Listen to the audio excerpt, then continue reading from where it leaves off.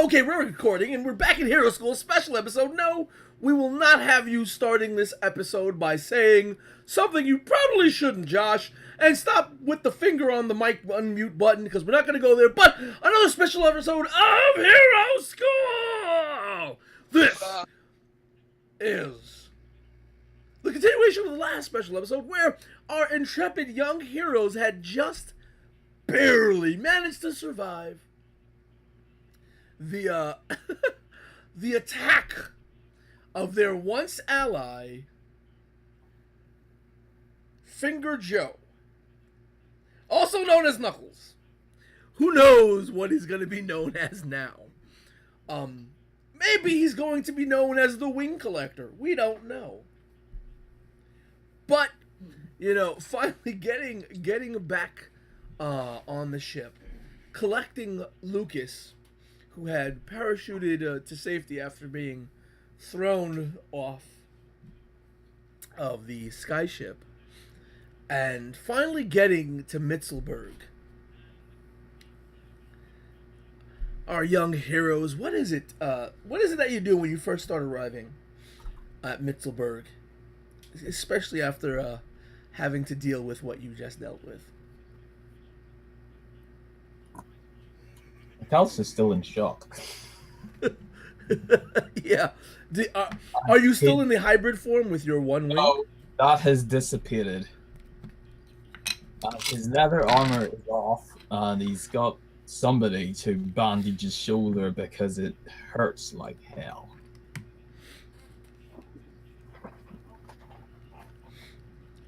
I guess that'd be Vrugru trying to bandage your shoulder since Kojo is, piloting the ship, bringing it in, finding that it's a little bit difficult navigating right now, as there's buildings a lot taller than you might have expected from a kingdom of gnomes. Like you could swear that these things are reaching out to the skies above to bring the clouds closer to the ground. Loki is just kind of sitting in a heap against the rail of the ship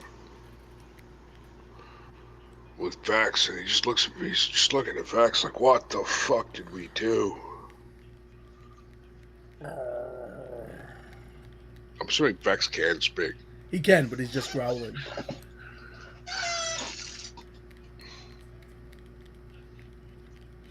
So, yes, and as this bandage has been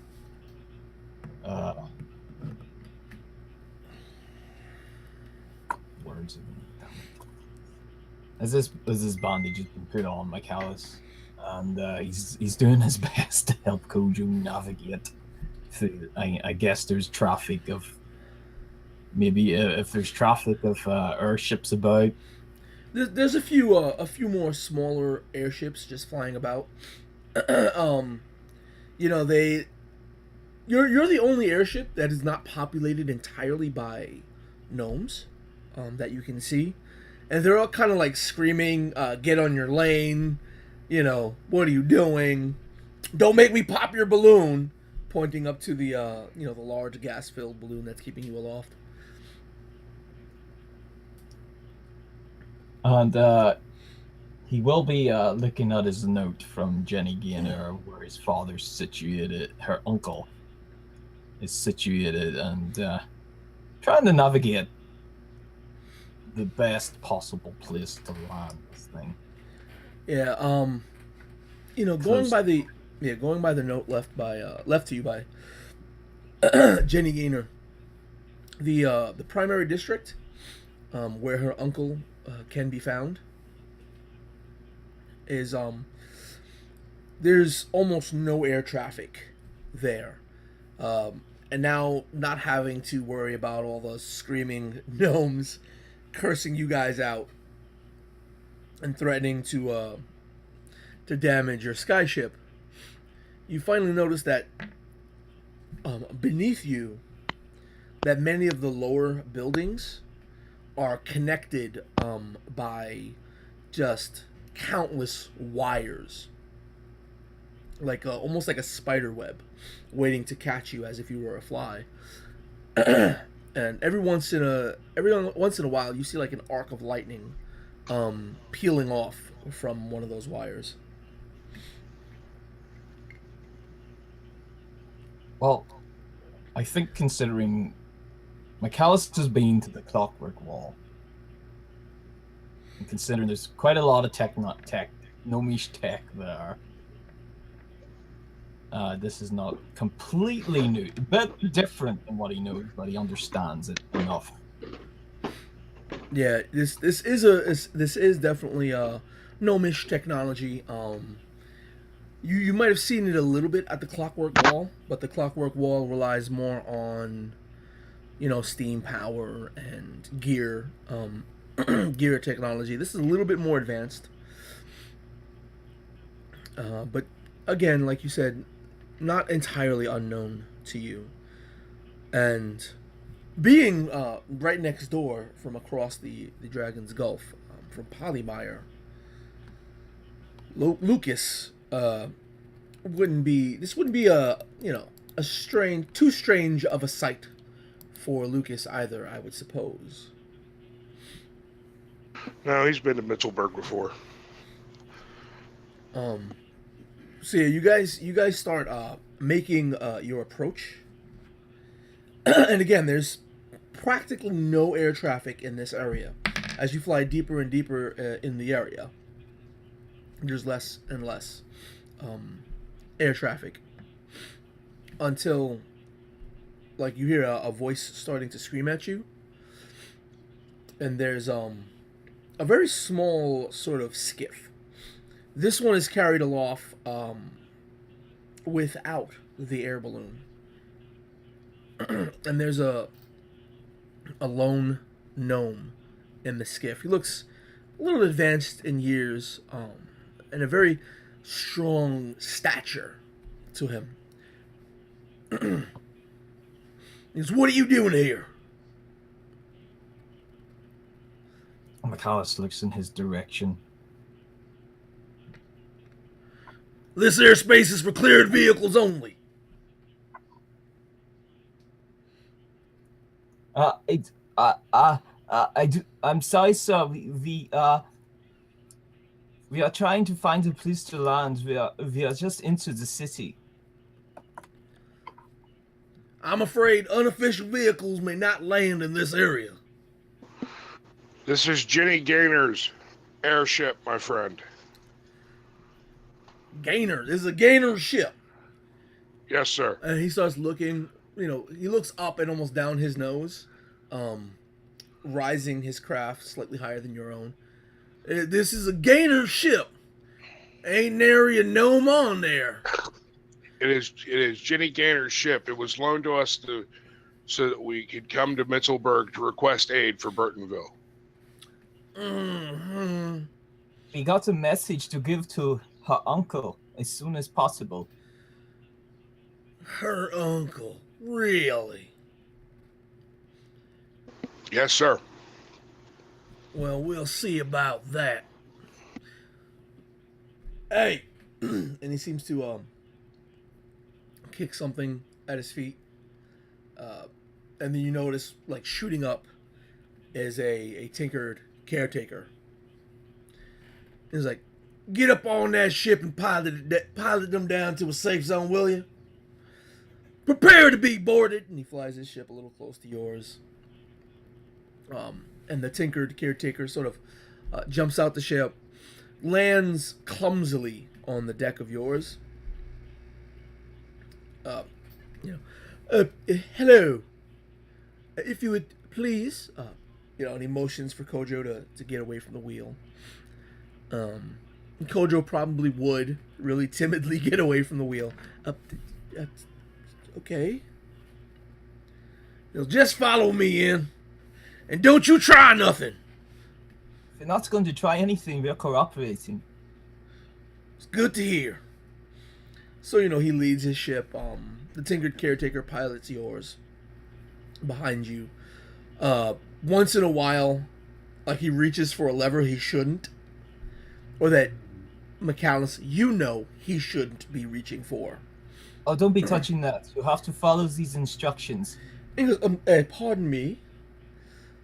I know how to fly a skyship. I have been doing so for quite some time. Do you know how to fly a skyship trapped by a gainer? Why would a gainer trap this? This is un Listen, just believe me. Heard Just of. follow these instructions to the letter. Let And me- we won't explode. What instructions is? And he starts looking at it. He goes, interesting. So you're saying that this lever here, and he kind of like motions his head back as he pulls it, like preparing to dive out of the way of something bad happening. He clicks it, and it engages, and gears move. He goes, oh, I see. They seem to have rerouted several of the primary functions as Ooh. Oh, this is nasty indeed. Very interesting. And he rolls it up, and he pulls back a jacket and pulls it on it, puts it in the inside pocket. Could you And- give it back to me, please? And he goes, "Well, we'll see about that." And he continues to pilot the ship down. You land on top of a rather broad building. Then the gnome that had addressed you earlier is there waiting for you. He goes, "Please depart from the ship with post-hastedness." And McAllis leaves the ship, making sure he collects his his leather armor, which he's not currently wearing. All right.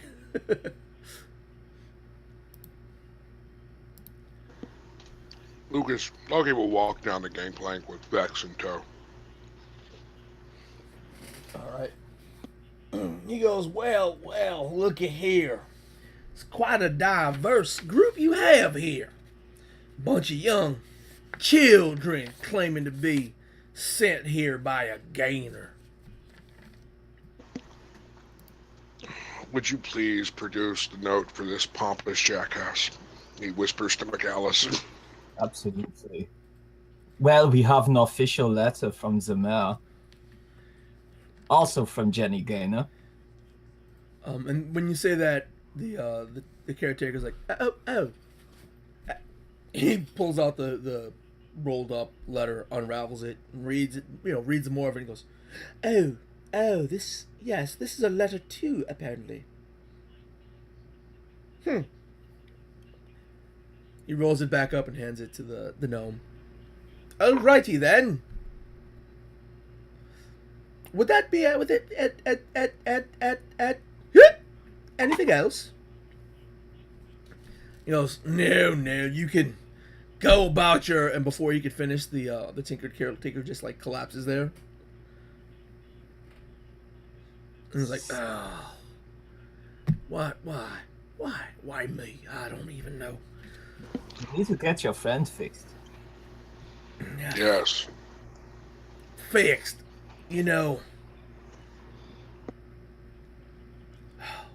Mechanically, there's nothing wrong with him. He has been constructed to all specifications that have been allowed for tinkered caretakers of his ilk. It's just wait, and he starts adjusting his shirt and stuff. Pardon me, we have some official business to be getting into here. Going around distracting me like that. I'm not distracting you at all, sir. If you could please direct us in the location of Jenny Gaynor's uncle. I forget his name, Nelson. I don't remember what his... Well, he looks at the parchment, both first by the one given to him by the Tinker Caretaker, since that is the claim that you're sent by a gainer, and then one from Mayor Muttons from Burtonville. He goes, oh, these look quite a fit, especially this one. Cracks the seal open, reads it. Oh, I see. This is very interesting indeed. Well, young sirs, if you would follow me. He kind of like kicks the head of the tinkered caretaker as he walks by, and he gets back up. He shoots back up. Yes, how may where are you all going? You're not needed. You can stay right there. Ah, and he just collapses again. Damn, screw loose. I don't even know what it is. I swear he does that on purpose just to get on my nerves. Well, sir, perhaps you should. We are from a initiative known as Hero School in Burtonville. A school for, well, you are quite young individuals, I would suppose. Also quite skilled individuals. Well, according to the note, this appears to be written and signed by Gainer. I don't know if it's Jenny particularly, but if it is indeed true, you do seem to be having that skill. Well, just follow me, and he walks over to a corner. He walks into a box. Says, "Come on," which is this is vast. This is big enough to hold. You would know the Tau Samat, Lucas, and you know that this is big enough to hold quite a few Tau Samat. That's how Samat left. He goes, I say as I get onto it. Well, not particularly, but yes. He kind of like reaches into his pocket, takes out a little metal tube, and then extends it, and then reaches up with it to press a button. As I do that, I said, "It's fine, Vex. Push that button." Vex like flies up and pushes the button with his nose. He's like, ah. He kind of with this like a little bit of attitude. He like closes the extendable rod. Callus chuckles. Well, it seems like and then it goes, boom. The door closes. Then the inner door closes, bonk, behind it, and then you guys hear very faintly, dun dun dun dun dun dun dun dun dun, and as that comes on, I kind of smile as Vex begins to dance in the air, mostly around the gnome's head, or over the gnome's head. Yeah, the gnome kind of doesn't pay attention to him. He's rocking the beat. Like this is his favorite song. But yes, eventually the elevator reaches its destination. The two doors, one by one, open up. He walks out. Follow me if you would, please. You go down a few hallways. Every hallway it's really Spartan. Like there's no real decoration. There's like these spheres where light is coming from. They look to be solid spheres, like halfway buried in the walls. There's light coming out of them. There's no decoration whatsoever. They're just like flat walls. They look like they were poured from liquid stone, very smooth. As you walk down these corridors, you see a couple of doors as well. They look like reinforced steel doors. And eventually you get to what looks like a greeting area, like an office area. There's a desk. There's a receptionist. It's elevated up. She goes, well, yeah, enough. We don't need no pleasantries. These here youngins claim to be sent from the old captain's, his niece. Oh, that is quite unique. Yeah. Well, here you go. She unravels it. She goes, grabs some spectacles that have multiple lenses that she starts triggering down, obviously to magnify everything as she's inspecting the writing. She goes, picks up the paper, sniffs it. Yes. She does like the, okay. Mm.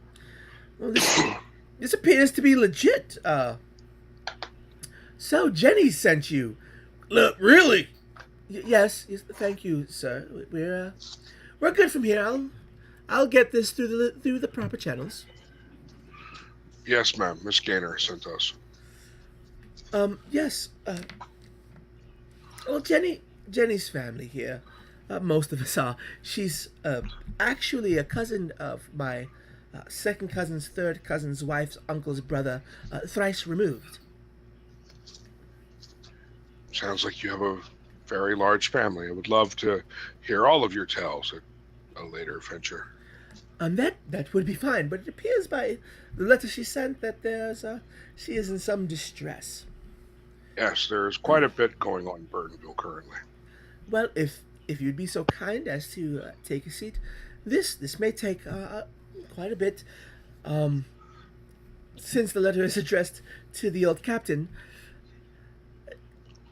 getting him here might take some time.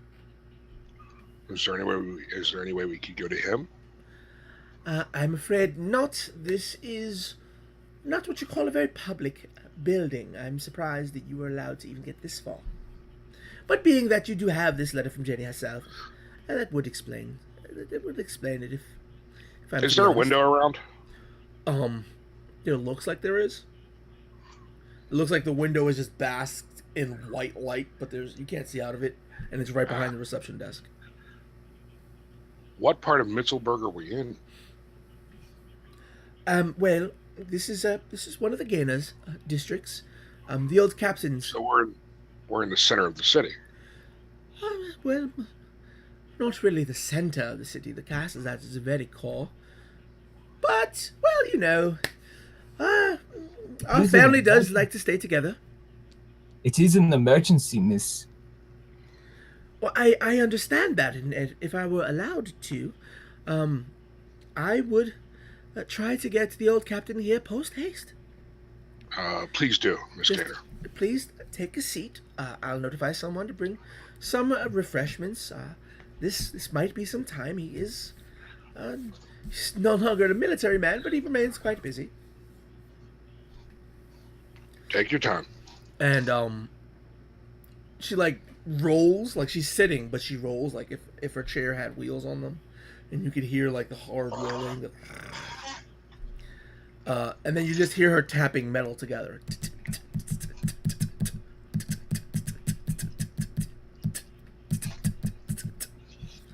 As she's apparently sending a telegraph. I sit down, look at McAllis. This is going to be a while. Gnomes like to take their time. Yeah, I guess is that.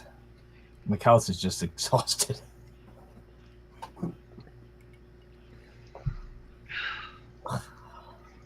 McAllis, I'm sorry. And his ears perk up. If he was a fox, his ears would be perking right up. And he looks at Loki. Surprised.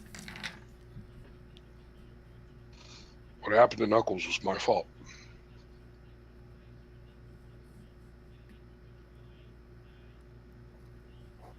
Well, I think it could have been averted.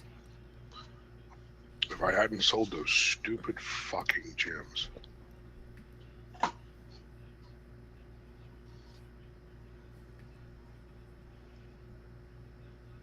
And he just looks at you. Why didn't he just put them in the box we dumped overboard? I don't know. It must have got to him. It must have. That or he didn't trust. That or he didn't trust us because of me. I guess he didn't trust any of us. Nah, this is on me, McAllis, not you. Well, we try. Maybe someone like me isn't actually meant to be a hero. What? Shut up, Nelson. Maybe someone like me isn't meant to be a hero. Maybe I'm only meant to be a criminal. Don't be saying that. You know how I got into hero school? I forged the documentation. Oh.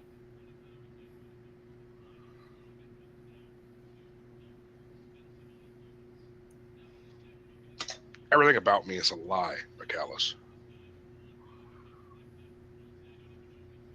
Yeah. I was raised short way from here in Polymeyer, where my kind are hated. Then Spike came along, who, in his former life, when he was alive, was a con artist. He taught me how to be self-sufficient. And ever since then... Okay, I'm trying to have a genuine moment, dude, and you're making it really hard. And ever since then, I have learned to lie and cheat my way through life.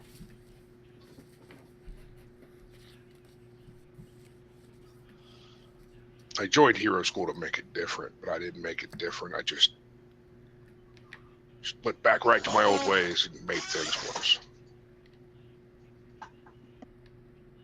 Well,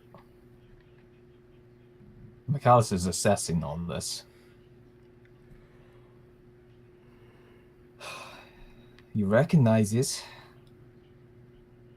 Do you want to change it? I want to, but I don't think what if I can't? You have it within you to change everything. I used to think so. Not sure anymore.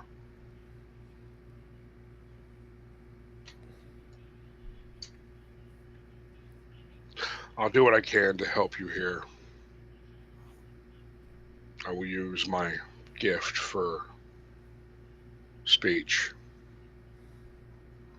to do what I can for you and to do what I can to help Burtonville and Old Town.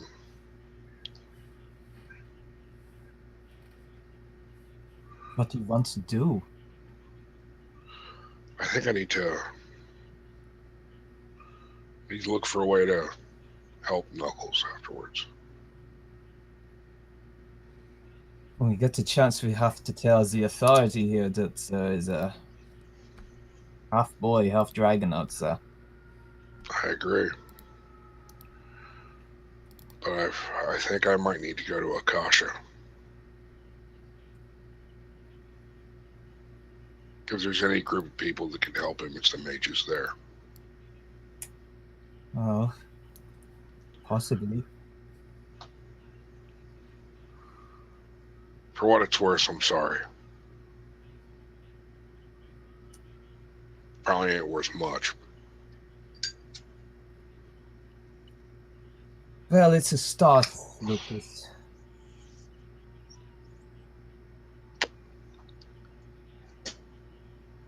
I didn't make those people think that I am a god. That's why I was angry at you. Well, I did that because you annoyed me. And I thought it'd be funny. Sorry I annoyed people. I thought I was helping people. You're fine. You're driven. There's nothing wrong with that. But if you're going to do well in this hero gig, you're going to have to learn to be a little more flexible. I'm flexible. You don't come off as flexible. It's because you made me angry. Well, I'm good at that. Having people going around thinking you're a god. I didn't want that. They've just never seen a Kingsblood before. Especially one that can fly. Yeah. They're superstitious. I've learned that if people are superstitious, you allow them to be, and even use those superstitions against them. Which I should probably be trying not to do.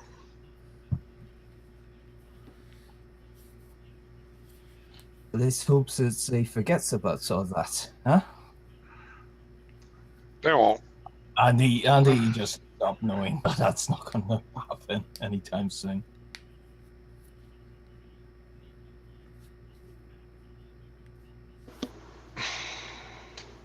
At that point, Loki just kind of stops talking, looks down, and just pets Vex. I mean, Vex does have a different personality than Chip or Spike. So he just basically just sits and pets Vex.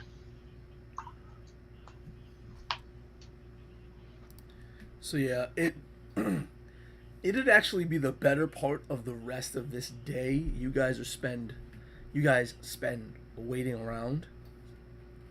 You're brought some food, very very bland food, and water to drink. It's almost like military rations. Most of the food is either bland or dried in nature. She starts apologizing for it. But yeah, it's the better part of the day before you see a group of gnomes, coming down the hall. And they're all walking almost in unison. And you can tell right then and there that these guys are all trained, all of them. And the one in the center she's a female gnome. She's got as she draws close, you see she's got a few, scratches and old, like, minor scars, like on her arms and one by her jaw. She gets close enough to you guys, crosses her arms, and then just starts examining you all, trying to get the measure of everyone, before finally introducing herself as Captain Gaynor. Out of game, Micah, what is your last name?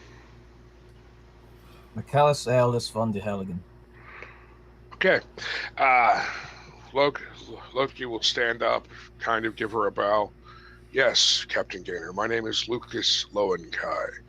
My friend here is Michaelis von de Helligen. Michaelis Aeolus von de Helligen, pleased to meet you. She goes, de Helligen. It's not far from the Clockwork Wall, yes? That is correct. I have a few cousins work on the Clockwork Wall. She just sort of nods to you. I myself am from Polymeyer, which I'm sure you know of. You say that, she kind of sucks her teeth. Yes, I feel similar. And, Vrugru will introduce himself, and Kojo will reluctantly introduce himself as well. And she's still standing there with her arms crossed. So what's this I hear? My cousin is in trouble. I have reports of this Senka and others. Everyone in Burtonville is in trouble. He goes, They're very dangerous criminals. Yes. The higher-ups are in deliberation as to who is, or who was, going to go and retrieve some of these criminals. But it seems things have gotten out of hand in the time being. Very much so. How have you all managed to get through this? By the skin of our teeth. We've learned the quick and hard way, you can say. Have you any experience with these evildoers in question? Yes, we do. We fought against them. Ah, and you've come out on top, I see. We did beat one of them. Not worse for the wear. As she looks at Micah and his bandage. She goes, Yeah, That wasn't the evildoers. that was one of our friends who came into possession of draconic gems Draconic soul gems. and transformed and attacked us just outside the city. she uncrosses her arms to hold one up to like stop you guys from talking, and just says, "Draconic soul gems, you say?" Yes, I with one of the evildoer we stopped was Gnomish. His name was Killian Freed. Killian Freed. She sort of strokes her chin, and she goes to the. She leans back, and they start whispering among themselves. As Yes. after we defeated him, I melted him. The Fallen Knight. I cast melt on the fallen knight, destroying the apparatuses that were connected to his body. I took the soul gems. One thing led to another. Somehow our friend got a hold of them and became a dragon creature. Acting in haste is not always the best way to act. As I have discovered. She nods, but I understand on the battlefield sometimes things need to be done before they need to be thought of. Agreed. This will take some time. I have been messaged by my father, who has agreed to give you aid. I will be returning to Burtonville with you in a 10-day. We will be leaving. It will take time to get our forces mobilized, and to do so without the consent of the she she kind of like without the higher ups. They do tend to take quite some time in their deliberations. How long did it take? And did your ships fast? It took us 5 days to get here. We had to circumnavigate the mountain because of the dragon. It's considering it didn't take you that long, it will take us some time. Not all of our troops and equipment can be ferried on our fastest airships. We need to bring the more sturdier designs with us. But in the meantime, you have your trained veterans and heroes that's they could go ahead and help. We will be moving with the full force of my company. That is good. So I'll need you and whatever other allies that you have who have experience dealing with these evildoers to inform me and join my council. We will cooperate and tell you everything that we know about them. Very well. Please. She starts to motion backwards. Follow me. I will lead you to some quarters that you can occupy while you're here. If there's anything you need, just let Lieutenant Wobblecrank know, and he'll accommodate you. And she motions her head to one of the other gnomes with her. You have our gratitude, Captain Gaynor. Thank you for your hospitality. She goes, this. Yeah. She goes, no. Thank you. Jenny was always like a sister to me growing up. I don't know her well, but from what I do know, she seems to be a very honorable person, very concerned with the welfare of others. She's got a good heart and a hard head. Pretty good traits for a soldier, but she loved to get her hands on those gears. She's talking while she's like walking to Yeah. lead you to some quarters. No better words could ever be said about any gnome, at least the ones that I've met. Um, and then she starts asking, so there was this Killian Freed, which you have taken care of, at the very least. Uh, we already know of Senka, and there were others, weren't there? Yes. And I will begin to give her a rundown of the list of evildoers and everything I know about them. And there's Mikasa would also be helping Loki and working with him, filling in gaps and things like that. She goes, good preliminary information. During your stay here, I expect you to accommodate a full debriefing on the situation. Any information as to how these evildoers operate, how insignificant you may think, could be helpful.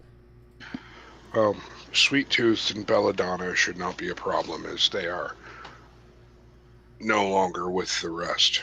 At least we believe to be. Have you taken care of them as well? In a fashion.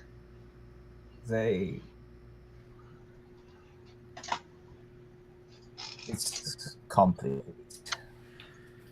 She goes, I need definitive answers. They're in the Two Rivers Forest. So they have escaped. And we allowed them to escape. We came to some arrangements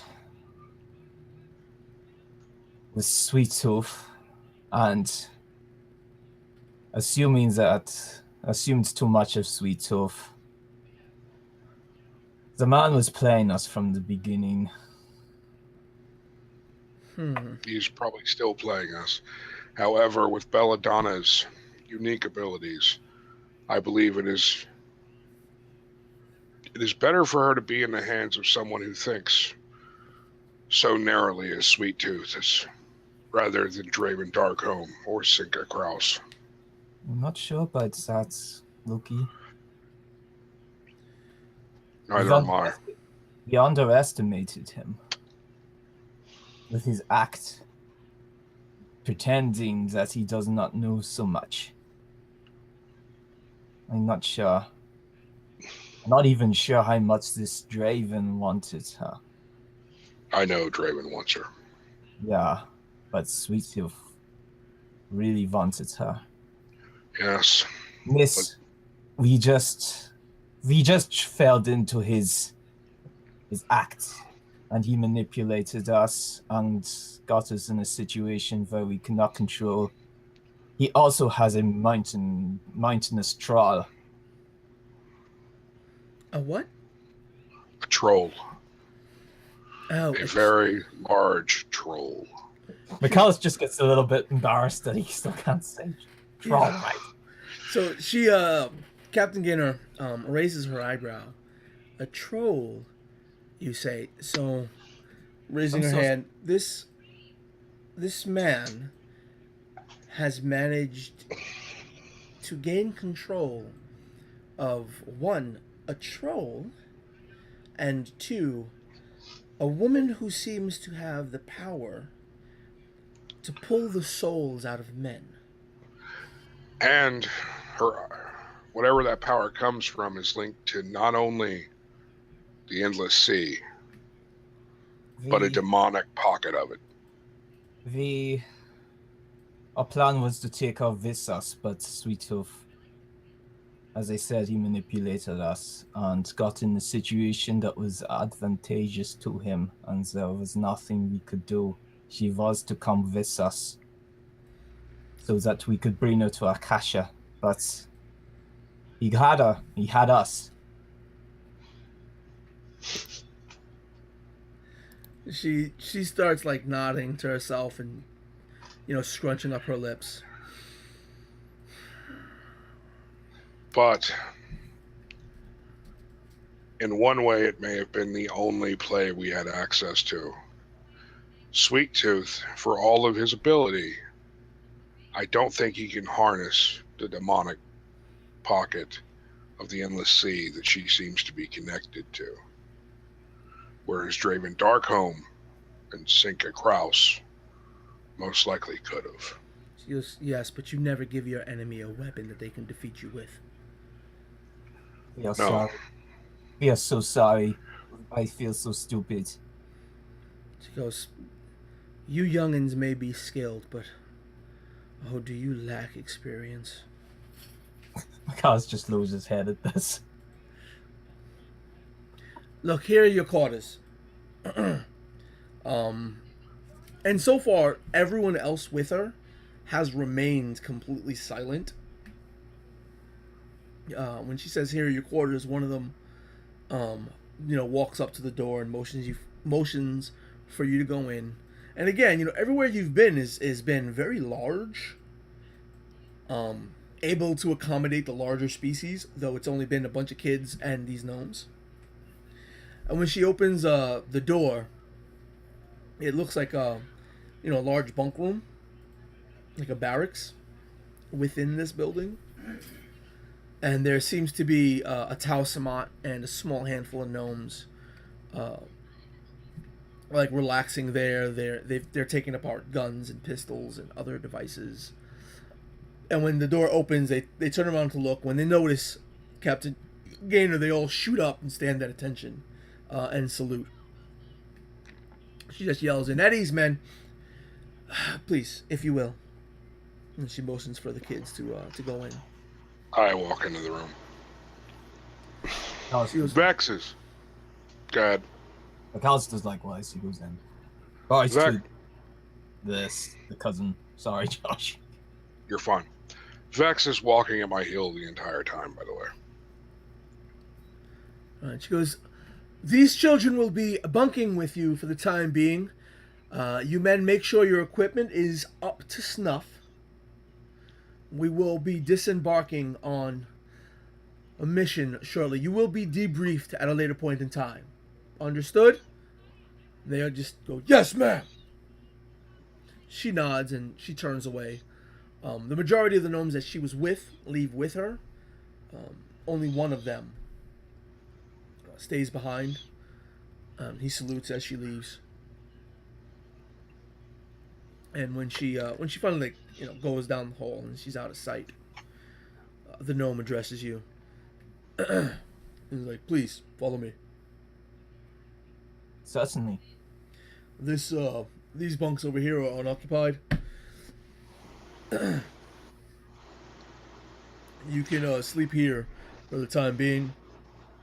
I'll be back with a change of clothes and a medic if you." And he's looking you guys over, examining how beat up you look. Yeah, Mikal still has his armor off, and he says his bandage is fully visible. He hasn't put anything on him. As he says this, Vex breaks from my side, runs up, jumps onto a bed, and curls up in a ball. And he just raises his eye at the animals. Just make sure he doesn't do his business up there. He's not a real animal. He won't. All right. I'm a sorcerer. He goes. He looks a little displeased with that. I take off my scarf, and for the first time, you see his tie, which he also begins to loosen. Well, he stands up. He taps a pistol at his side. He just goes, "Well, everyone has their tools. Yes, they do. Some more reliable than others." And then he turns to the bandaged up King's Blood. McAllis goes, "I'll be back with a medic." Thank you.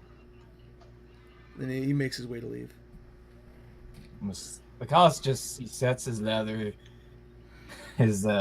top armor on the bed. He's just wearing his pleated loincloth and takes off his boots and massaging his shoulder. Loki removes the tie pin and the tie, sets them down on the bed, takes off his vest. He looks at McAllis. You see the way he reacted when he found out I was a sorcerer? They tend to do this. Yeah.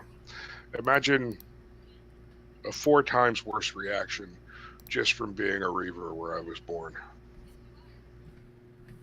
Must have been horrible for you. Life is what it is, I suppose. There's not many King's Blood Sky Kings in the Helligan. When they saw me, they were not too sure.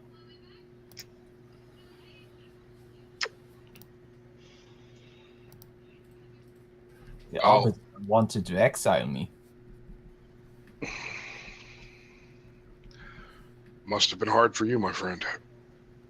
Well, it wasn't easy, being the only King Blood. So many King Blood in the Hell in Himmelstor, but not like me.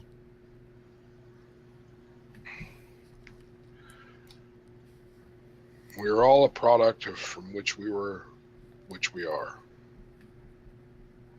And we are all a product from the circumstances of our childhood. We are. I kind of smile and whisper over to McAllis. So, you want to take these soldiers for as much gold as we can while we're waiting? You're sneaky. You guys are chatting. You guys are chatting. And, give me one moment to read that. Okay, that's Mike typing in chat softly in the distance. If you really listen for it, you can hear the soft reverberations of, "They left Belladonna with who? What the?" Yes, Sweet Tooth Son is gonna save the day. So, while you guys are chatting, the Tau Samat kind of gets up. Like you hear the clicking of some gears, some net snapping together of metal. Tosses whatever he was working on his bed. Walks up to you guys. His hands are a little greasy. He goes, "Kids, really?" Yes, sir.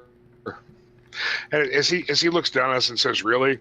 I reach over to my vest, which is on the bed, and pull out a deck of cards and begin to shuffle them. Anybody want to play some cards? McAllis just puts his hand up and shakes his head, grinning. So sneaky. He's like,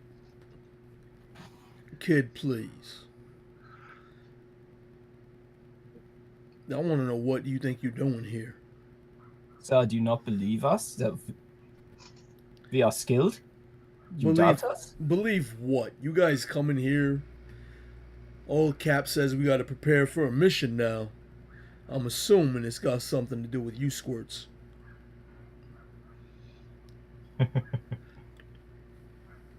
And you can hear like the other gnomes in the background sort of like giggling. Like, yo, watch. So what's this all about? I believe you'll be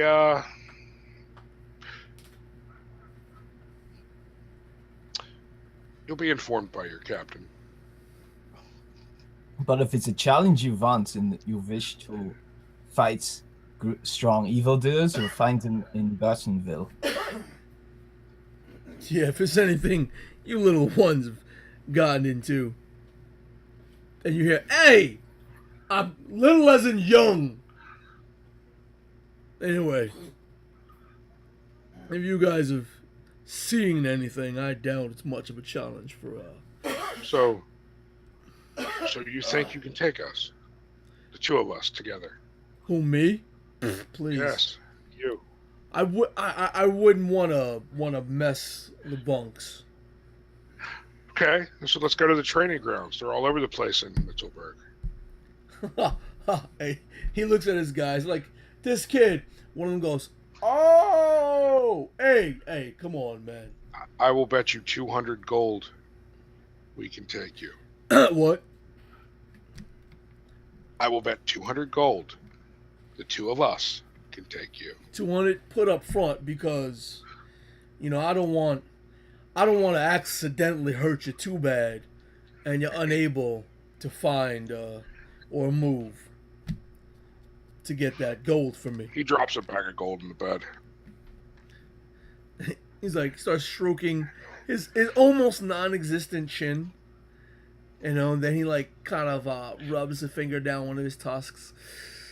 Oh, it's I know. It's probably too little for a noble warrior like you. Should we up the ante? He goes, oh, the gnomes in the background like double it, nothing, double it. Okay, so there it is. I know. You such a noble warrior. We cannot hope to beat you. So He said he was noble. So what do you say? 600. Yeah, I could use another 600 coin. It'll be a good night on the town. Of course, you do have to give us some time to be healed up. As you can see, my friend is very injured. Oh yeah, look, the old LT, he went to get a medic. He'll have you patched up in no time. Good. Then say, and he looks at his watch as he kind of raises his sleeve. Say, meet on the training grounds in an hour? Oh, yeah, it'll be a kind of dark then. I mean, I know you don't want to see what's coming your way. So would you prefer it to be tomorrow morning? He goes, yeah. Okay, very well. 9 a.m. tomorrow morning. Until then, would any of you gentlemen like to play me in some cards? Roll me a d6.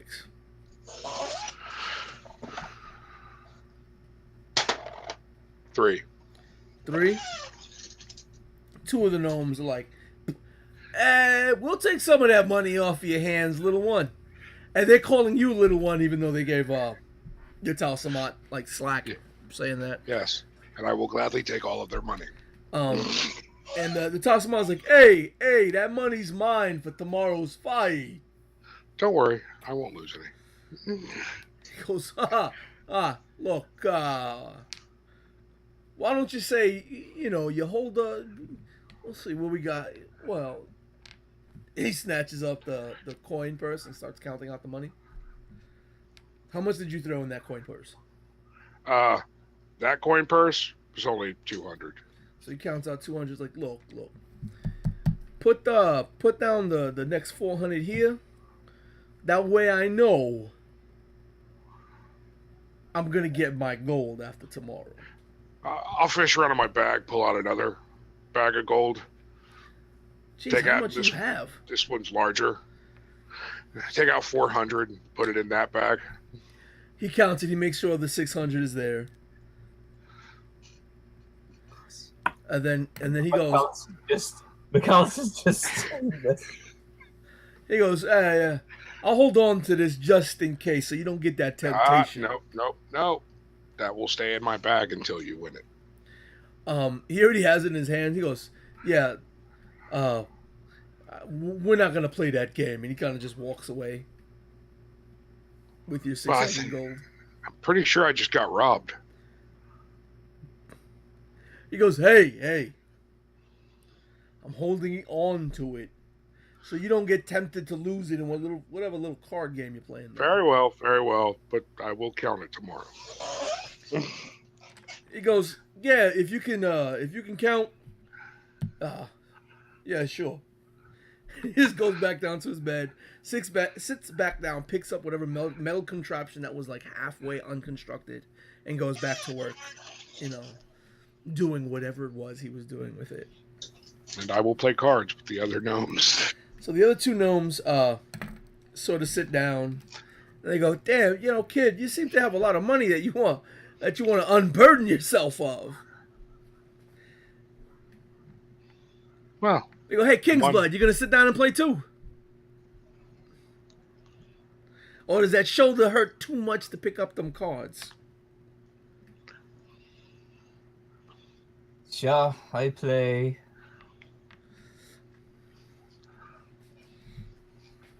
He goes, all right, we got us a game. The other one, you know, sort of sits down. He's been really quiet. He looks at the cards in your hand, points at you, and just wiggles his finger no, oh, and drops a solid deck of cards on the bed that you're sitting on. I quickly flick the cards and then spread them on the bed so they can see it's a real deck. He's looking down. He's like, and he kind of like shoves all the cards off the bed onto the floor, and then picks back up the deck.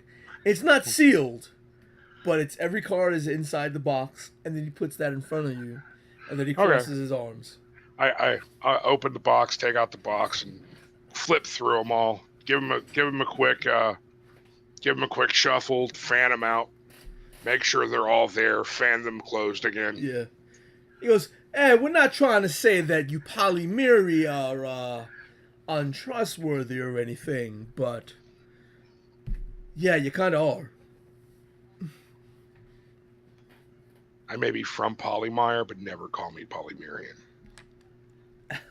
All right, kid. All right. No need to get your what are those? Can you call those horns yet? I don't. And the other one starts to giggle. The quiet one. Yeah. I begin to deal. So what skill do you want to use when you're dealing this card? When you're handling this hand? I'm continuing to talk the entire time. Like I never shut up. Yeah, well, we all know that about Lucas. So deception. Deception? Yeah. All right. So roll your deception.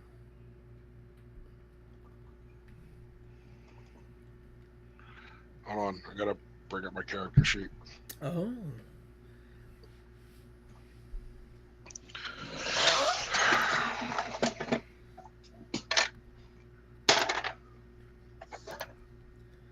Well, during your chats and whatever, you find out that the gnomes. That'll be 28. All right, cool. Yeah, you win this hand. No, actually, McAllis wins this hand. Okay, McAllis wins the hand. Okay, McAllis is completely shocked. He's never played cards in his life. The one that's been more talkative, he chats constantly with you. You find out that him and his friends' names are Dunlow and Gary. You know. But yeah, they lose, and let's say they lose 7 gold pieces that hand. Yeah, McAllis wins that hand, not me. All right, so McAllis, you gain 7 gold pieces. I don't. Beginner's luck, man. Beginner's luck. Every time someone starts a game for the first time, they always win. I have no idea why. So, like, the quiet one sort of elbows the talkative one in the side, like, "Hey."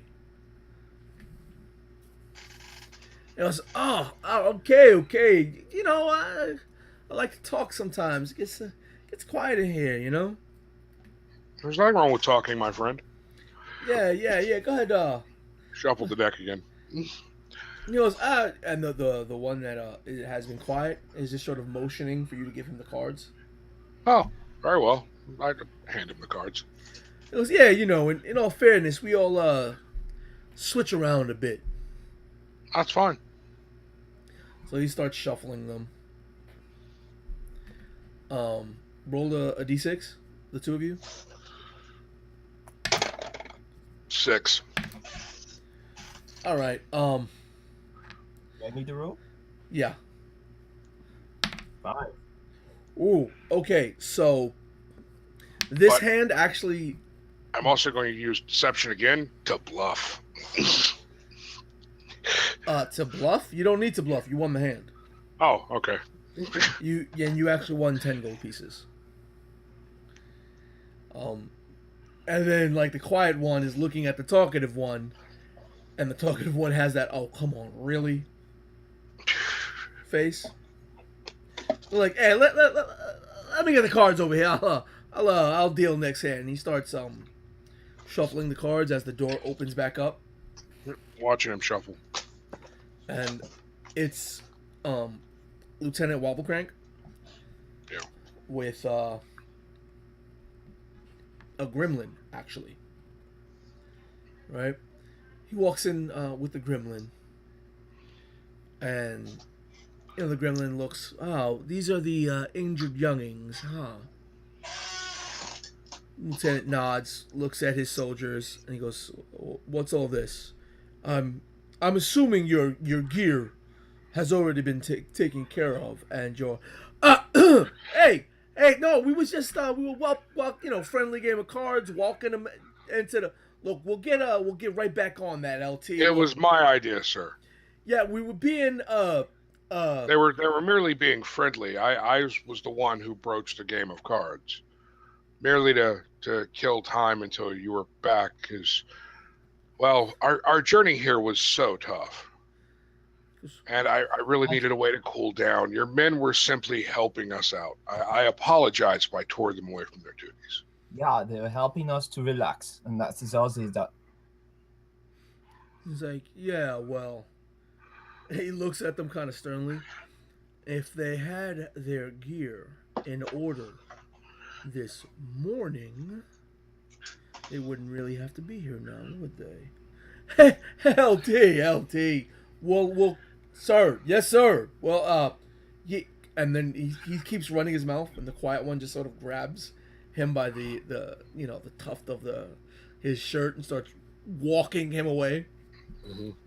You know, and the Talisamat in the background is, you know, you can hear him giggling amongst the sound of metal and clicking and what he's doing. He goes, please. I'll be back later to check up on you children. And I'm sure these slackers will let you know when mealtime hits. Of course, sir. Thank you very much. You know, it leaves you with the gremlin. You guys both look kind of hurt and messed up. Like, you're obviously still beat up. Mikhail's, he's all bandaged up and he's favoring himself. He goes, well, let's take a look at you, won't we? So, of course, he examines you guys and he's like, let's see. Cracks his knuckles, starts saying prayers and whatnot. And eventually, through several spells, manages to you guys get all your hit points back. Before he does this, I for the first time take off my shirt so the Talisamat can actually see. Several things of scars or just of scales are just gone from my back, and you can see the meat underneath.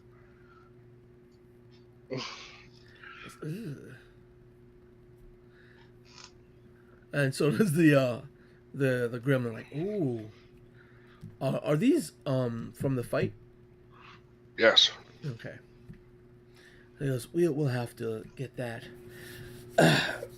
You know, rubbing his hands together. Just, you know, laying on hands and saying prayers. You can see what seems to be like an amulet underneath his clothing start to glow. as you know, as part of him healing all your guys' wounds. If you're ready, the next day can come to pass.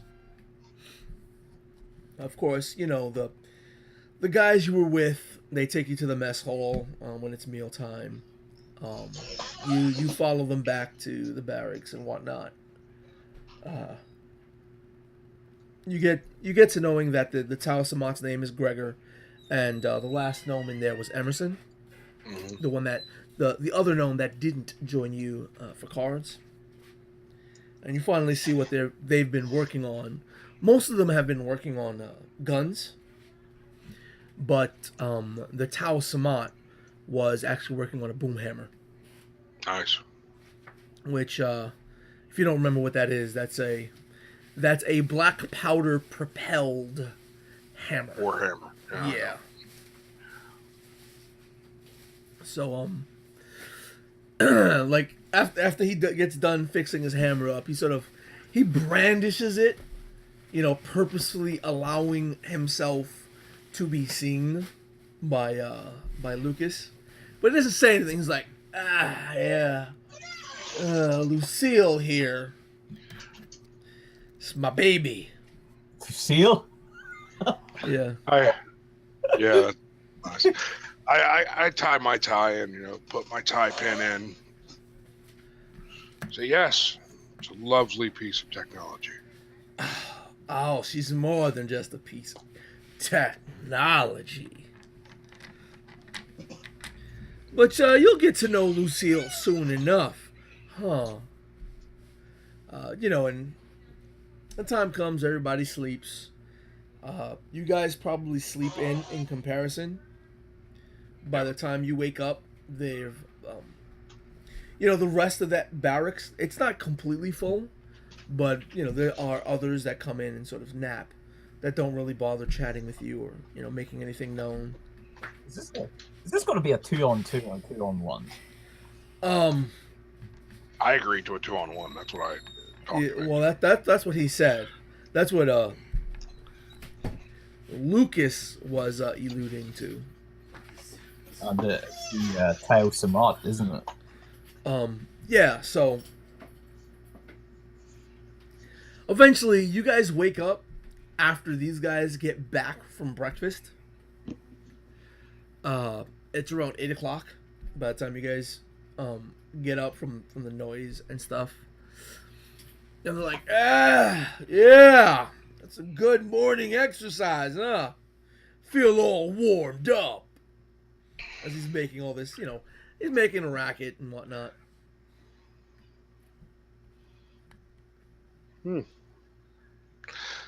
Get up and get dressed. So, McAllis, are you ready for the two of us to train with our single friend here? He goes, yeah. He sort of like waves to his friends. Yeah. You guys sit this one out. We wouldn't wanna be too hard on the kids, huh? At first, McAllis didn't want to do this, and then he just leaned over to Loki and whispered, "We are going to kick his ass."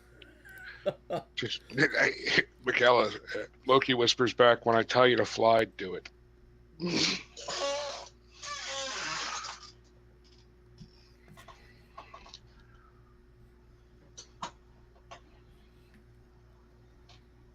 All right. So you guys set out, and there's like a quiet time. Yeah. And when's this meeting with the hierarchy?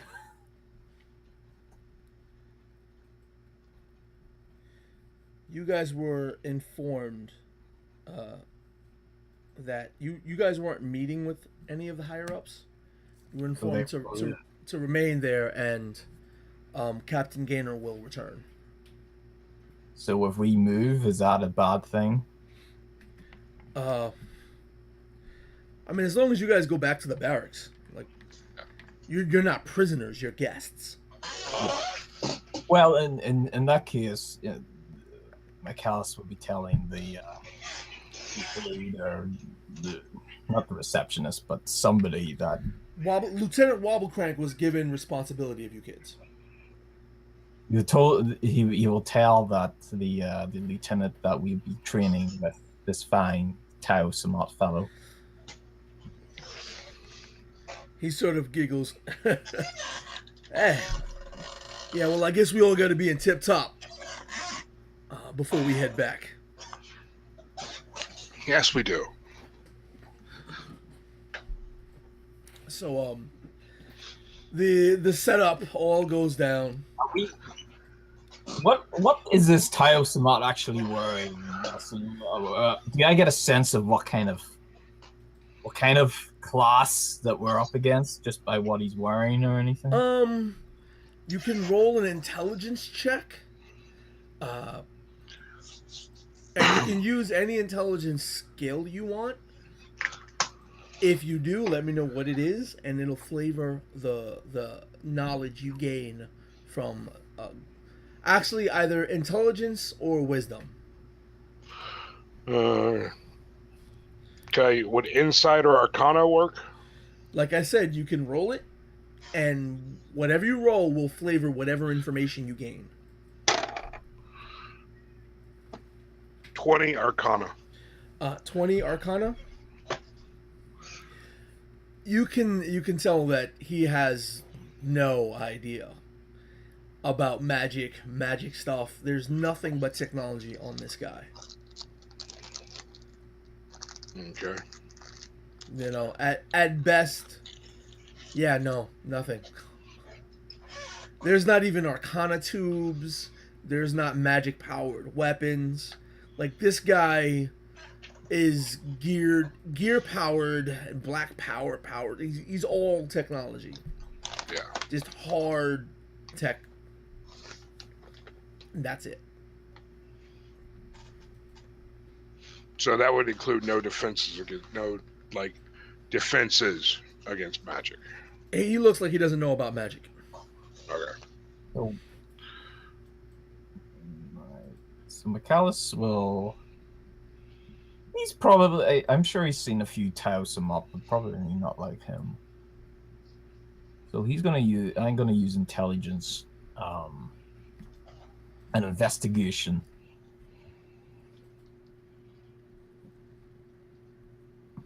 Okay. 19. A 19? Yeah. He looks extraordinarily versed in, gnome tech. He carries himself with his technology like it's very practiced. Pardon me. He's very practiced with the technology he has. You notice that off the side, he was working and really brandishing the boom hammer, but he also wields a very large pistol, it's a hand cannon. So, this pistol looks like it'll give you a hell of a time just to pick up. And he carries it real smooth off the hip. Looks like he knows what he's doing with it. And it looks kind of kitted out too. It looks a little bit different than any other hand cannon you've ever seen. On the size of the weapon, how big is it? The boom hammer, it's like a really big hammer. Instead of a wait, hold on. Let me go down and make sure. Instead of a flat end to hit you with, it's got like it comes down almost to a point, right? And on the back of it, it seems to have what looks to be several pistols, and like a keg of black powder, or a keg where you would put black powder or any other sort of ammunition. And at best you can tell, he's probably a lawman of some sort. Mm. McAllis whispers. Lawman, I think. No knowledge of magic. I don't think he has any.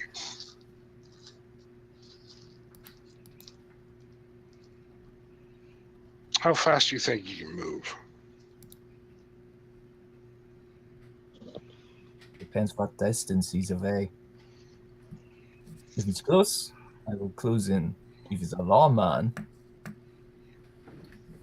what do you call them, gunslinger? Like Kojo?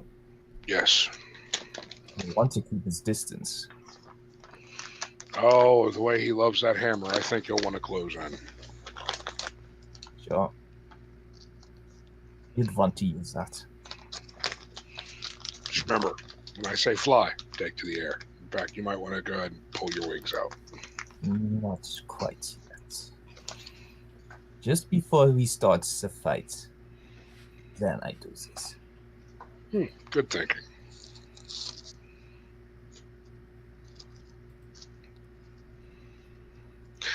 And just before we start the fight, Okay. I'm going to dismiss Vex. And he summons the 2 yellow energy orbs into his hands, drops them, and forms Spike and Chip. All right.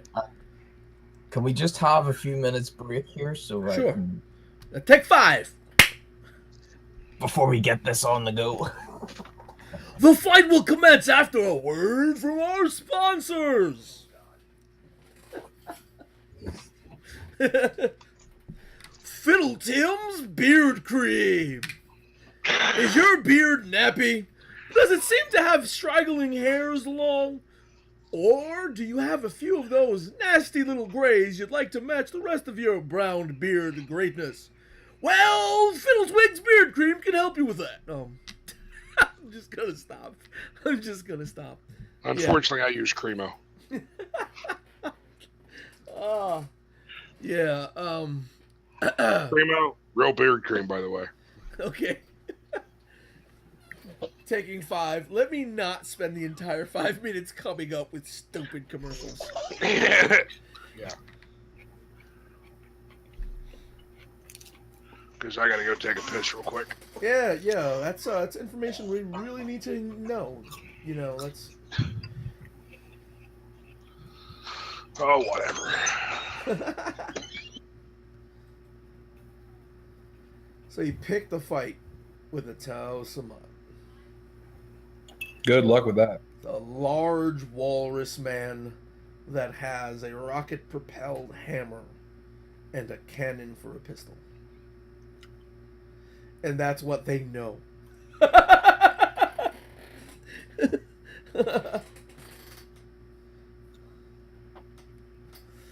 Holy Mazola oil.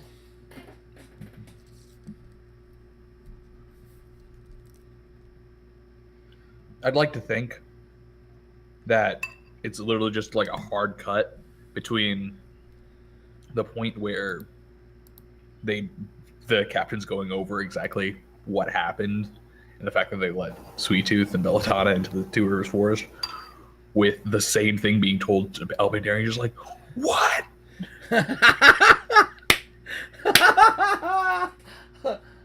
Nobody knows, though. Nobody else knows but them what they did. Because that wasn't part of their plan. That was not the plan that was shared with everyone. Remember, it was at the last second Sweet Tooth kind of got into the position he could have. You know, Little bastard. And Belladonna left with him. Well, you know, Knuckles didn't help with that. It didn't help at all. But I'll be right back. I'm gonna take advantage of this little break too.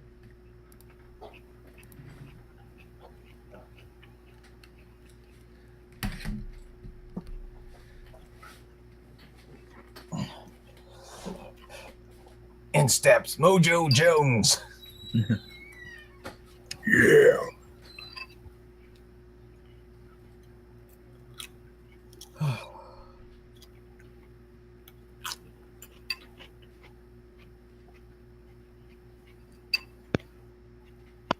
Mojo Jones should show up just to help us. She okay? She don't have her oxygen on. Well, she's been taking it off all day. Get your elbow. Lay back on your bed. So I can reach you. I can't reach you.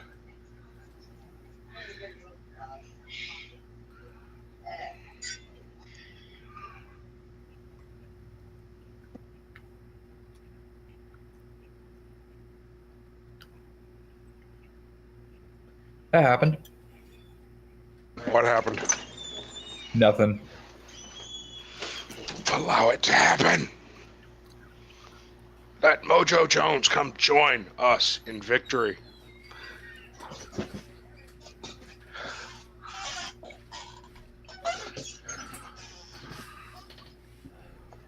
Wonder if Atkin and Car Park are still in Mitzelberg. Sure, I allow it. What? Nah, you probably have to get out of there. He smacked him in his fat Tau Samat. You're screwing with a Tau Samat. All right. So coming back from commercial break, you notice that Lucas and McAllis both have golden coins of inspiration if they did not already have. Okay.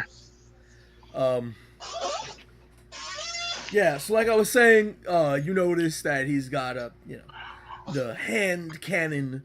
Like, he looks like he has like bags and satchels and, pieces on his armor. He looks to have studded leather armor. And like sacks everywhere, like pockets of stuff. So he may have some other things in his pockets that you can't discern, from your quick investigation. But what you notice him having is quite evident, which is the hand cannon and the boom hammer.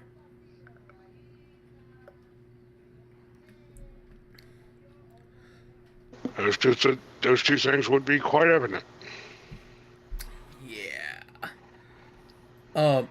And he'll be like, when you guys sort of have your thing, it looks like Lieutenant Wobblecrank kind of got a little bit more attention to this fight. Yeah. Than maybe like it's not a discrete fight. It's like everybody has their downtime right now, and it's like everybody, Yep. there's 3 or 4 dozen other people there. Yeah. With a very light spattering of other Tau Samat. So we're out in the arena? So, yeah, it's just like it's not really an arena. It's just a place where they train. How many spectators? A few dozen. He doesn't. Yeah. It's a crowd. This is everybody's watching. Mikhail's just flaps out his arms like this, and his wings of light just explode out from his back. All right. You hear people go, "Oh, no! Oh!" I also,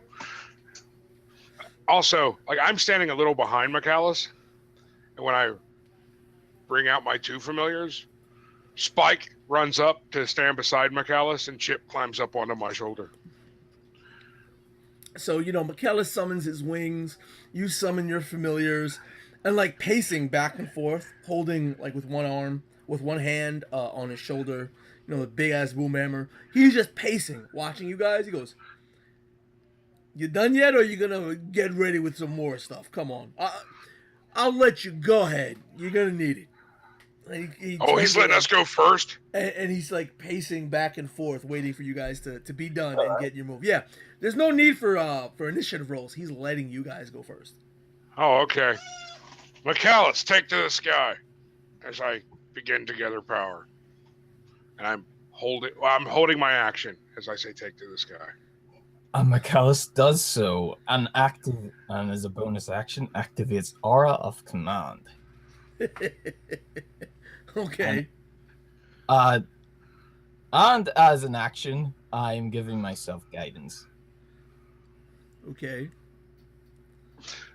I begin to gather power, then using my bonus action, Spike, Ice Slick, overcharged Ice Slick, right on the Tau Samat.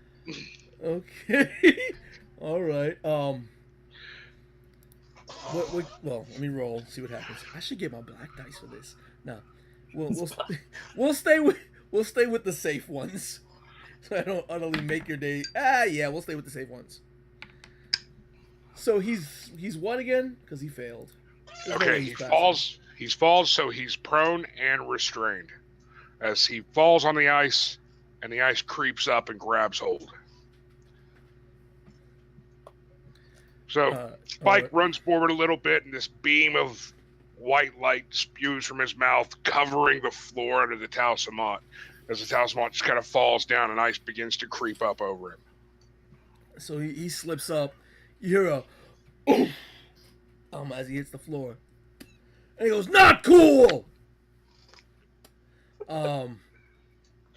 Everybody, like the crowd, is like, "Oh!"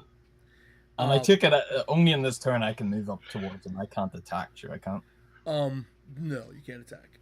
So I just move up, flying to him. You fly to him? How close do you get to him? Not so close that he's gonna smack me with his hammer. Okay. So how far are you from him? Lucas? How big does his hammer's reach? I don't know. Do you know a boom hammer? I'm keeping 10 feet, at least 12 feet away from that guy.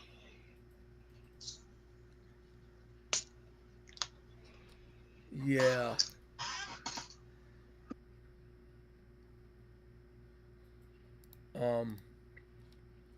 So, Lucas, like, after you restrain him, he kind of reaches for his pistol and, like, starts firing it almost off the hip. And you just hear boom, boom, like these large, deep gunshots. Boom, boom, boom. As he fires 3 shots your way.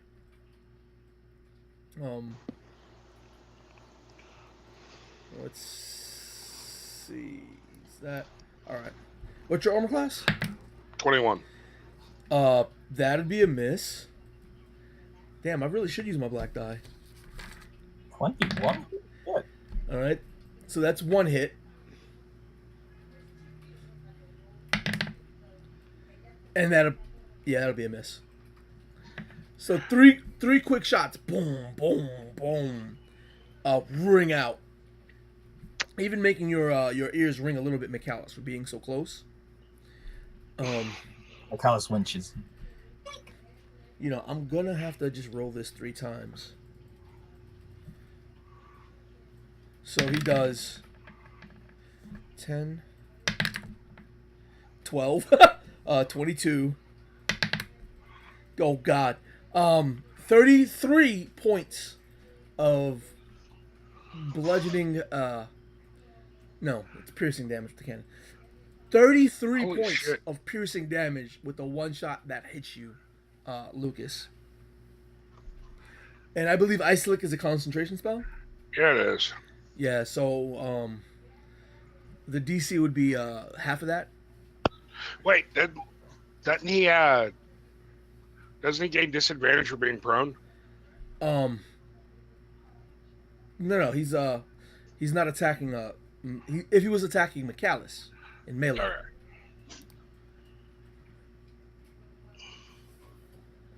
Oh no. You know what? Yeah. Let's fine. You want to go there? I'm just asking. Yeah, he still hit you. That's I rolled How much was it? I rolled a 16 the first time I hit you. I rolled a 16 the second time I hit you too. How much was it? Damage. 33 points of damage in total. Okay. That's with the one shot that hit you. Still above my beat up threshold. And I gotta roll my concentration check.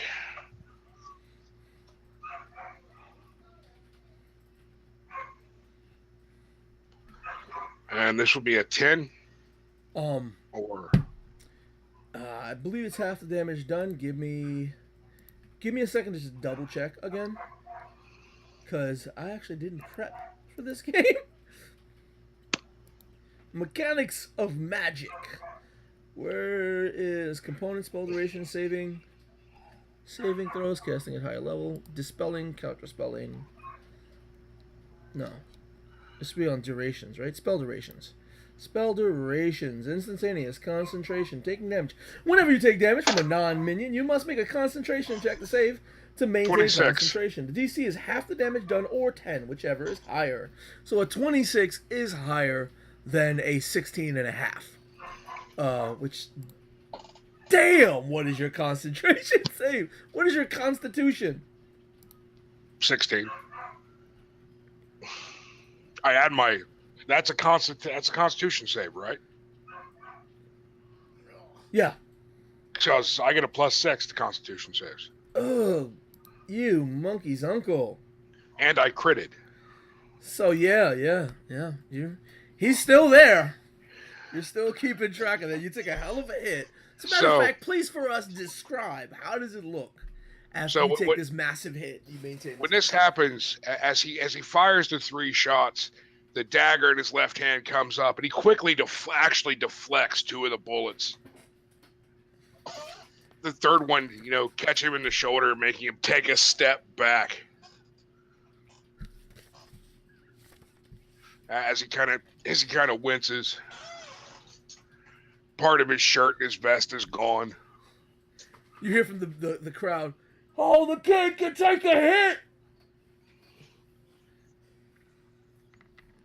As the Talisman still is like trying to fight the ice, and that's what he does on his turn, since he can't get up.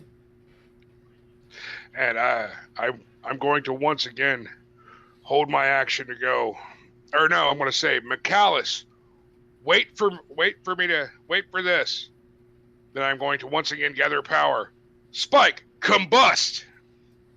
With my bonus action, overcharge combust. To blind his ass. Yeah. See, he hasn't closed that 5-foot distance yet. He's lucky. You son of a... Oh, what's the DC on that? Because I might have made that one. 19. Strong save bonus. Good God, really? Okay, I just missed it. He's blind to the beginning of your next round, right? Yep.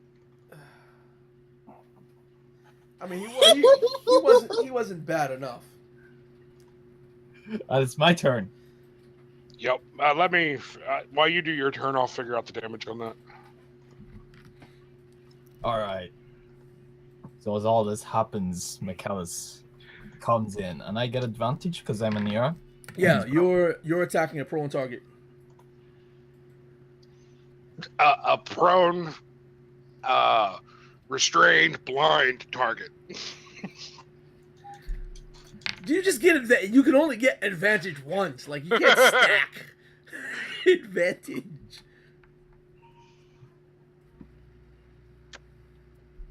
We're tier 3 now, right? Yes. Okay. That will be 6, 7, 8, 9, 10, 11, 12, 13, 14 points of fire damage to it. All right.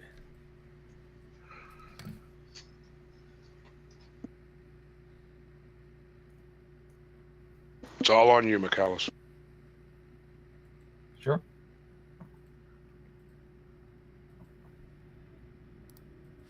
And I got 27 to hit. Good God. Yep, that's a hit. And that's 7, 8, 9, 10, 11, 12 slashing damage. And people just see McCallus' sword just shimmer and then kaboom with 60 points of radiant You damage. smite him? This friendly match, and you smoked. Oh, the crowd just goes, "Oh, did he just smite him? Yo, that was a smite. He smote him. What the hell?" See if it happens again. Yeah, let's see that.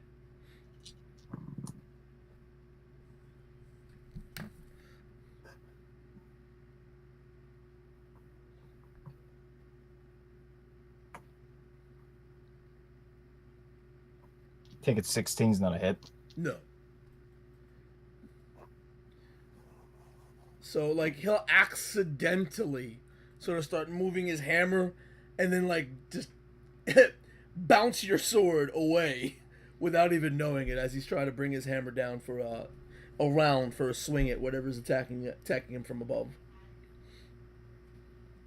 Even though I really want to hit Lucas again. I really want to hit Lucas again.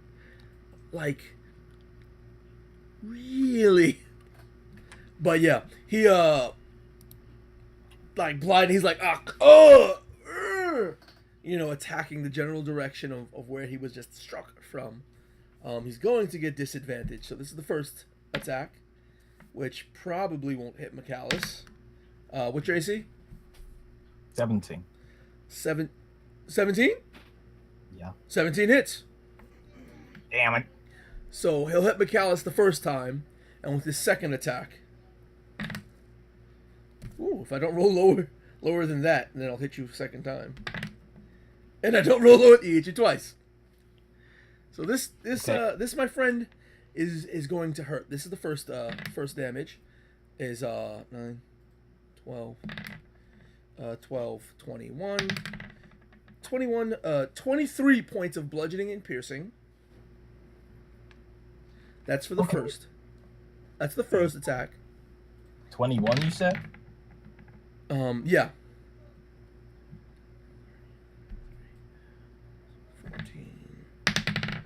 14, 25, 35, 40 for the second one.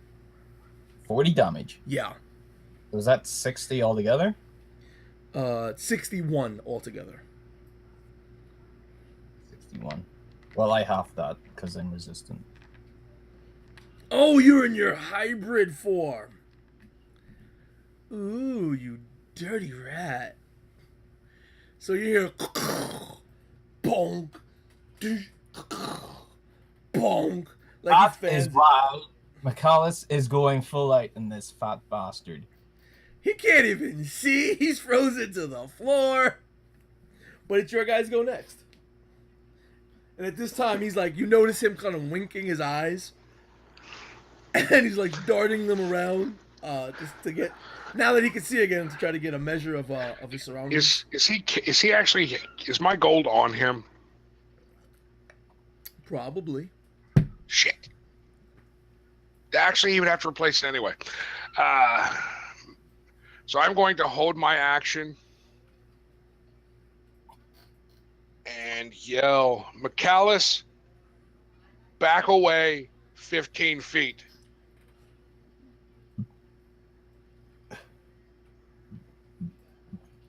If I do that, I'll have to disengage. Are It's you up to yelling you. that back? Are you yelling you don't want to Yeah. back?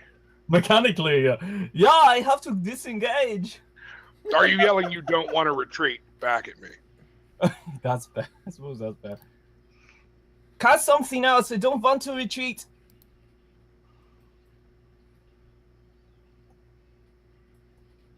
Oh, shit. I don't know. I think I lose my action. I can't cast Melt.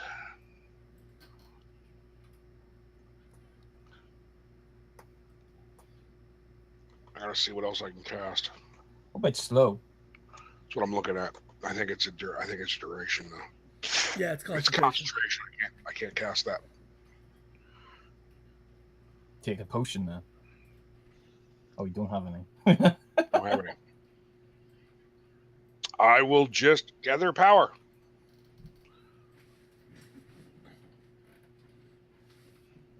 So you just gather power. Or no. Yes. I will gather power, then as a bonus action, right up near his head, the square in front of McCallus. Once again, spike, combust. Right in front of McCallus. Okay, it's going to catch McCallus, but No, I want it to not catch McCallus. It's only a 5-foot square. yeah, everything within that. Okay. So You're gonna hit me. So not Michaelis. So behind the Talisman. Actually, you can't cast it behind the Talisman. Michaelis is on top of him. Okay, just gathering power. It's not like they're side by side like this. They're Okay, like this with the floor, the I'm just Talisman, gathering power. and Gathering then power. Michaelis dominating him from the air right above. I'm going to hit you. Boom! Smite. Ha ha ha! You know, it's a situation right now. So Michaelis, what do you as if we don't know, what are you doing? Yeah, you know what I'm doing, but I might have to do some healing soon.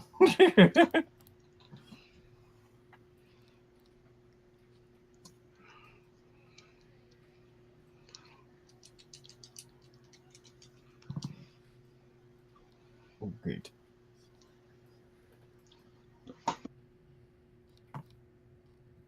It's 24. 24 is a hit.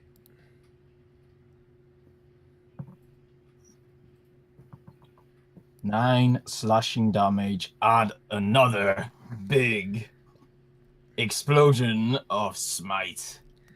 What?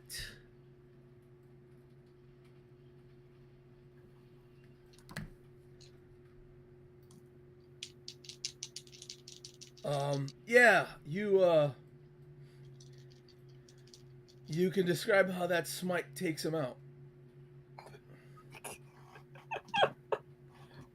Well, just before that, his Michaelis felt that large hammer rock him, and you cannot literally see these little light birds going around his head from that hit.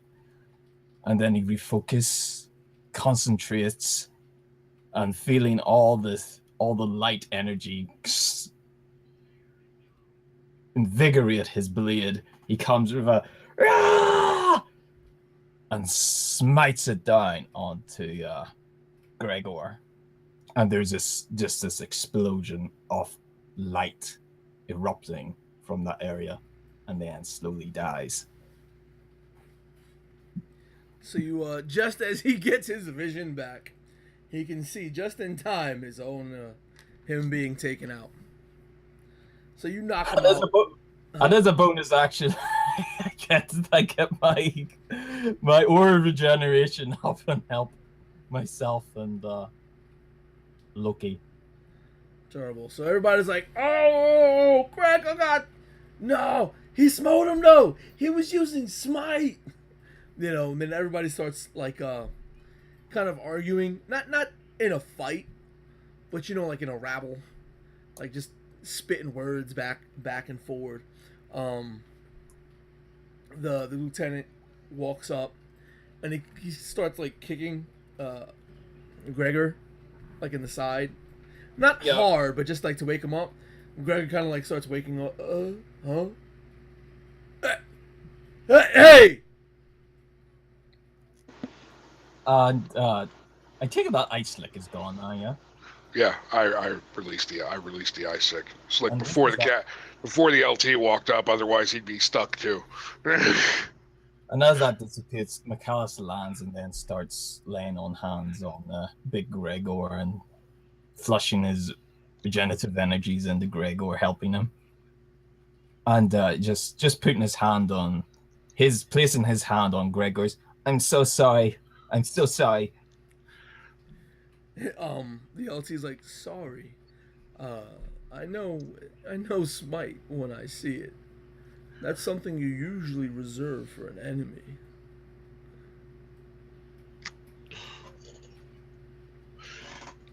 As I walk up, I smile. He said he wanted to fight us bull out. Oh, he sits up, puts his hammer, like flips his hammer down so that the head of the hammer hits the floor. And just the sheer weight of it keeps it from tumbling over. He's rubbing his head. Oh. You said you thought you could take us full out, Gregor. Yeah, you said that you could take us and that we had a lot to prove. So that's why I had to show you that we have a lot to give. Yeah. But I'm never gonna live this down. He's like, look, shake it off, Gregor. Come on. The kids did. You kids did well, and that's the LT talking to you. But yeah, Gregor, you have a big hammer and you have that gun. I think you could have took us out if we didn't do what we had to do. Yes, you ruined my shirt And- and vest. And we showed you that we can fight. I'm sorry I smited you. And the lieutenant is right. It is a yeah. bit heavy. He Gregor sort of gets back up. He's like, yeah. Well, it would take two of you going all out against me. Oh, So- come on. Look at the size of you and look at the size of me. I'm not even up to your shin. You say that, and the LT just gives you like this evil, icy glare. Remember, the lieutenant is a gnome. So, you're at least as small as him. Yeah. And he's like, Sorry. Okay, what my friend meant to say is you are a seasoned veteran. We are but mere children. you say that, the LT kind of giggles. Yeah! tapping Gregor on the thigh. Yeah, seasoned, this guy. Look, lick your wounds. Go see the medic. We got training in 5. Oh, but before that happens, though, Gregor, we did have that thing we needed to discuss. I won't actually say what it is in front of the LT. Yeah, Gregor kind of goes, yeah, I gotta, the ice, it's, all in the hammer. I got training, I gotta go, training in, LT said training in 5. And he kind of really, like, very conspicuously starts walking off.